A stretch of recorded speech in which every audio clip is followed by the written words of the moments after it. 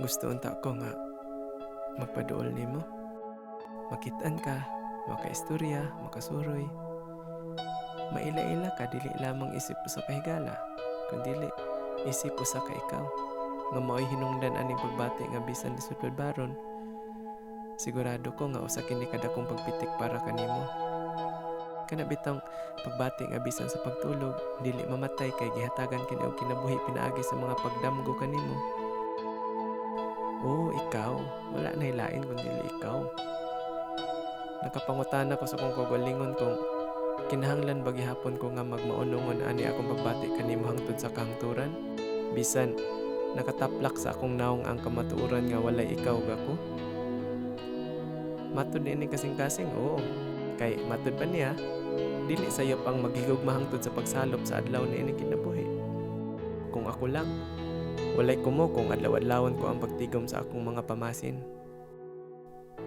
Mga pamasin nga human sa pipila ka pagtulog, usa sa akong mga pagdamgo kanimo matinuod. Mga panghinaot nga unta sa pikas bahin ni ining kalibutan adunay ikaw nga makalili ni ining mga paghandom. Mga paglaom sa gugma nga bisan dili mabadbad sa mga insaktong pulong, nakaturok gikan sa kinaileluman ning kasing-kasing.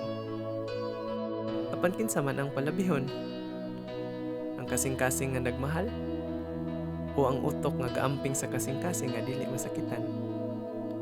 Kung gapanikad kining akong kasing-kasing sa tunhay nga paghigugma kanimo, ug kung ana ikaw diha nga wala nakakita ug walay mitna ning akong mga pasumbingay, tugtan ko ba kining utok nga panguluhan kining pagbati?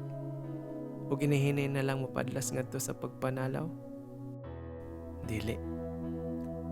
Malipayon ko nga nakabati ni diha kanimo. O kung dili ka man ganahan ni ining pagbatsyag, pasaylo akin ng mayamot nga nilalang. O kung dili ko man matagamtaman ka ng maidlas mong gugma, bisan sa katapusang yugto ni ining kinabuhi, mapasalamaton yapon ako nga ikaw akong nahimamat ug imo kong gipakilig. Kana mismo, langit na kanako.